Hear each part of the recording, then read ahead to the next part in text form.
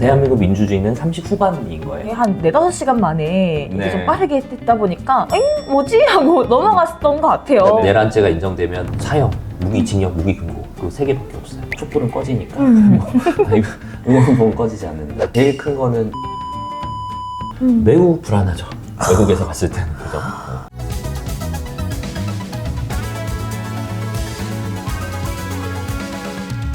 안녕하세요. 오늘은 저희가 민주주의와 정치의 의미에 대해서 같이 이야기를 해보려고 합니다. 저희가 최근에 계엄령 선포부터 해제, 그리고 탄핵 소추안 발의까지 이제 많은 일들이 일어나고 있잖아요. 그래서 아마 이 상황 속에서 혼란스러운 분들도 많으실 거고 좀 불안하신 분들도 많으실 것 같아요. 그래서 오늘은 제가 최대한 현재 어떤 상황들이 있는지, 그리고 이 정치가 우리의 생활과 어떤 밀접한 관련이 있는지 하나씩 자세하게 뜯어보고자 객관적으로 설명해 주실 수 있는 더신사 법무법인 장희일 대표님 모셨습니다. 반갑습니다. 안녕하세요. 안녕하세요. 저는 장희일 변호사라고 하고요. 더신사 법무법인이라는 작은 로펌을 운영하고 있습니다. 유튜브, 인스타로 1분짜리 변호사 쇼폼 올리고 있습니다. 예. 진짜 오늘 너무 바쁘신데 이렇게 되게 시간 내주셔서 너무너무 감사합니다. 변호사님을 제가 이제 모신 이유는 계엄령이 무엇인지, 선포가 됐을 때 어떤 일들이 벌어나는지, 이거 해제 조건은 무엇인지, 이제 이런 것들에 대해서 이제 사실 아직 모르는 사람들이 많다 이런 걸 알게 됐어요. 생각해보니까 사실은 우리가 교과 과정이 사회가 선택 과목으로 되면서 충분히 모를 수도 있겠다 이런 생각이 들더라고요. 그래가지고 어떻게 하면 이거를 제일 잘 설명해 주실 수 있을까 하다가 아무래도 변호사님께서 이 주제에 대해서 가장 잘 알려줄 수 있겠다 이런 생각이 들어서 모시게 됐습니다. 저는 원래 그렇게 정치에 관심이 없었어요. 정치외교학과를 나왔는데 정치보다는 아니 정치외교학과를 나왔는데 어떻게 정치에 관심이 없을 수가 있어요? 정치보다는 외교 쪽에 이번 사건은 사실 보수나 진보를 떠나서 그냥 누구나도 민주주의에 대해서 다시 한번 생각해 볼 수 있지 않나. 그게 정치를 너무 이렇게 등한시하면 또 안 된다고 좀 봐요. 민주주의는 관심이 사라지는 순간 또 민주주의의 적이 또 나타날 수 있는 언제나 그런 위험이 있습니다. 네. 그럼 첫 번째 주제로 계엄령에 대해서 이야기를 안 할 수가 없는데 계엄령이란 뭔가요? 계엄에 대해서는 헌법에도 나와 있고 계엄법에도 나와 있어요. 계엄은 이제 비상대권 중에 하나예요. 대통령의 고유한 권한을 대권이라고 하는데, 전시, 사변, 이에 준하는 국가 비상사태가 있을 때 대통령은 병력으로서 국가 안정을 취하기 위해서 계엄을 선포할 수가 있습니다. 비상계엄하고 경비계엄으로 나뉘는데, 네. 비상계엄 같은 경우에는 집회 결사의 자유나 언론의 자유 뭐 이런 등등등등 기본권들을 제한할 수 있습니다. 그래서 비상계엄이 어떻게 보면 되게 절체절명의 국가 위기에서 그게 용인될 수 있는 거죠. 근데 이번에는 비상계엄을 선포했던 것이죠. 이번에 선포된 건 말씀하신 것처럼 비상계엄이었는데 한 4-5시간 만에 이게 네. 좀 빠르게 됐다 보니까 뭐지? 하고 넘어갔던 것 같아요. 네. 많이들. 만약에 이게 해제가 안 되고 실제로 진행이 됐다면 어떻게 될 수 있었을까요? 뭐 계엄이 해제 안 된 건 과거 군사 정권 때 많았죠. 어차피 국회의원들도 다 거수기 역할을 해서 국회도 다 장악이 된 상황이기 때문에 그런 경우에는 이제 독재 정권이 되는 거죠. 원래 독재 정권이었고 독재 정권을 강화하는 수단이 되기도 했고. 맞아요. 저도 그 계엄령 딱 선포됐을 때 사실 좀 기본권에 좀 어떻게 보면 제한이 되는 것들도 있었던 걸로 보여요. 언론의 자유, 집회 결사의 자유, 뭐 신체의 자유라는 건데 우리나라는 이제 신체의 자유를 제한을 하기 위해서는 영장주의를 택하고 있어요. 영장은 검찰이 청구를 해서 법원이 발부할지 말지 결정합니다. 근데 그거를 영장 없이 마음대로 할 수 있다는 게 어떻게 보면 계엄의 이제 무시무시한 거죠. 그리고 이 포고령을 어기면 네. 그 재판을 받지 않고 그 계엄 사령관이 즉결 뭐 심판처럼 할 수가 있어요. 판사가 아니라 군인이 재판을 할 수도 있는 거예요. 사실 이 과정에서 국회의 역할도 전 굉장히 중요했다고 봐요. 네, 그렇죠. 우리나라가 3권이잖아요. 네. 뭐 행정부, 입법부, 사법부가 있지 않습니까? 근데 계엄은 행정하고 이 사법을 군대로 통치하는 거예요.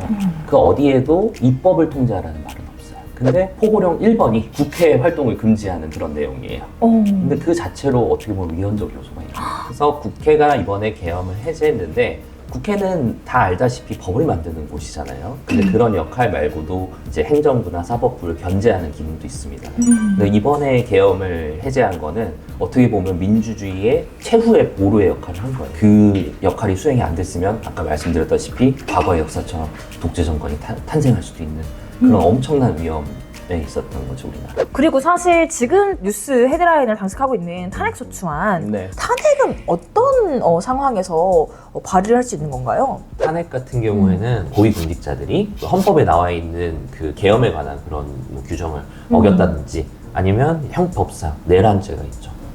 내란죄는 형법에 각칙에 제일 먼저 나와 있어요. 그러니까 그만큼 제일 센 죄를 앞에 놨겠죠. 내란죄가 인정되면 내란죄 우두머리 수혜는 사형, 무기징역, 무기금고 그 세 개밖에 없어요. 근데 그 대통령의 막대한 권한 중에 하나가 특권으로서 이제 형사 불소추 특권이 있습니다. 형사 기소가 안 되는 거죠. 예외가 있는 게 내란하고 외환해죄입니다. 그 죄는 형사적으로 처벌할 수가 있어요. 지금 내란죄로 사실은 탄핵 발의도 된 거고, 네. 그러면 사실 이거는 형사 처벌도 될 수 있죠. 오...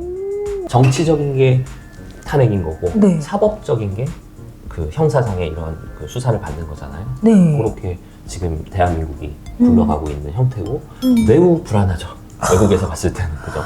그러면은 탄핵소추안이 통과되기 위해서는 국회에서 어떤 절차를 거쳐야 하는지 이런 것도 많이 궁금해하시는 분들이 많더라고요. 탄핵 소추안을 발의하기 위해서는 국회의원 제적 인원수의 과반수 이상의 그 찬성이 필요합니다. 탄핵 그 발의한 소추안은 몇 표가 필요하냐? 3분의 2 이상. 그러니까 300명 중에 200표가 필요한 거죠. 찬성 200표가 있으면 탄핵 소추안이 헌법재판소로 올라가게 되는 거죠. 그래서 헌법재판소가 최종적으로 탄핵을 할지 말지 심판을 하는 거죠. 그럼 헌법재판소로 사실은 심판이 넘어가도 또 그 다음 단계가 있는 거잖아요. 다음 단계는 9명이 현재 그 재판관 그 정원이에요. 네. 근데 6표 이상이 필요합니다. 6명 이상의 찬성이 필요해요. 근데 지금 6명 있어요.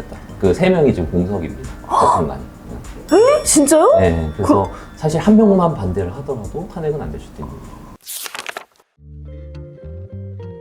사실은 계엄령 선포 이후에 해제됐다고 끝이 아니라 사실 우리 코스닥, 코스피, 우리 한국 주식 네. 여기 사실은 직접적인 영향들을 미치고 있어요. 일단 이번 계엄 선포로 인해서 경제 상황이 굉장히 불안해졌고 제일 체감되는 거는 관광객들이 과연 이런 불안한 정세에 있는 나라에 가고 싶을까 그런 생각을 할 수가 있겠죠. 맞아요. 그래서 사실은 미국 국무부가 자국민들한테 한국 방문을 자제할 것을 권고했고 일본과 영국은 자국 여행사들에게 한국 단체 여행 상품 판매를 중단하도록 요청하기도 했다고 해요. 그리고 실제 사실 여행이 또 여행으로만 끝나는 게 아니잖아요.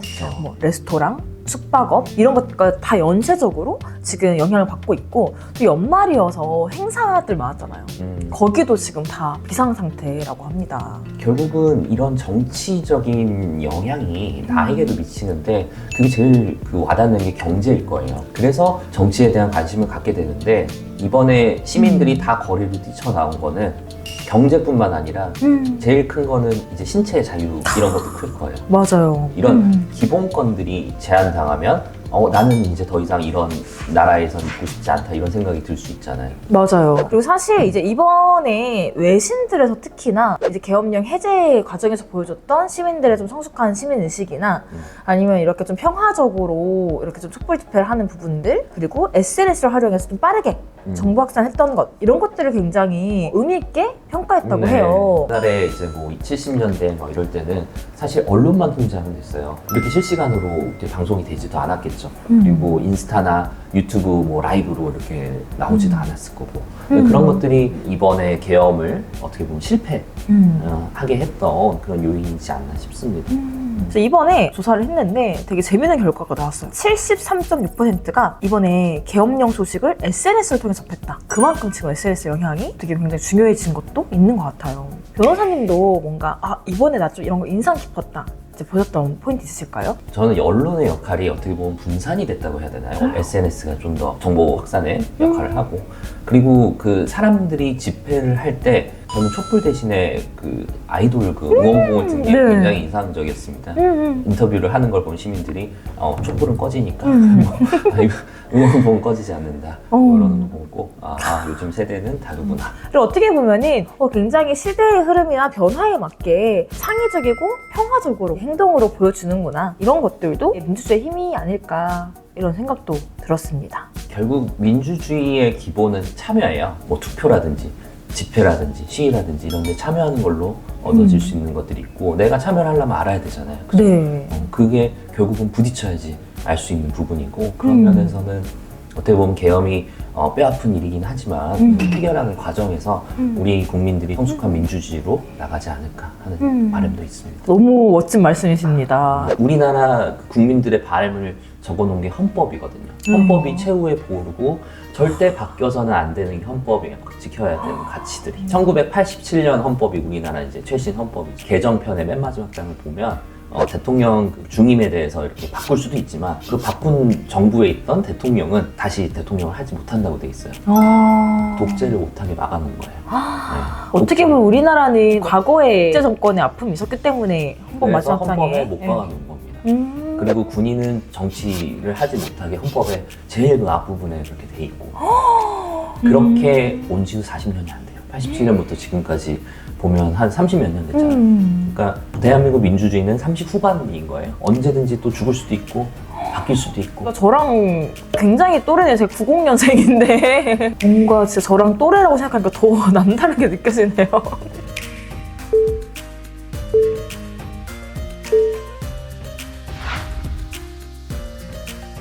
저희가 지금 계엄령이 어떤 건지, 탄핵 소추안 발의 후에 탄핵이 어떻게 되는 건지, 그리고 이게 어떤 우리의 실생활과 밀접한 관련이 있는지 이런 이야기를 나눴는데 사실 정치는 멀리 있는 게 아닌 것 같아요. 멀리 있지 않고 이렇게 생각해보면 좋을 것 같아요. 내가 동업을 한다. 대한민국하고. 국가와 안 동업을 그러면 한다. 정말 동업자가 이상하면 내 돈이 사라질 수가 있다. 내 직장을 잃을 수도 있고 세금을 많이 냈는데 뭐 한 거냐 뭐 이런 불만할 수 있잖아요. 그쵸. 그게 결국은 정치의 시작이라고 볼 수 있을 것 같아요. 네. 그 장휘일 변호사님이랑 이렇게 얘기를 하면서 헌법이 최후의 보루라고 불리는 이유가 무엇인지 굉장히 잘 알 수 있게 된 그런 시간이었던 것 같아요. 사실 제가 이런 개념 요약 정리 컨텐츠를 다루려고 했던 이유도 근현대사적으로 이런 의미가 있는 사건이 있었을 때 그래도 이거 한 번에 좀 짚고 어떤 의미인지 알려주는 게 컨텐츠 제작사로서의 책임이 아닐까 이런 생각이 들어서 오늘 같이 만들어 보았습니다. 정말 여러분의 앞으로의 날들이 더 평안히 가득하길 바라면서 오늘 방송은 여기서 마치겠습니다. 다음 시간에 또 만나요. 안녕.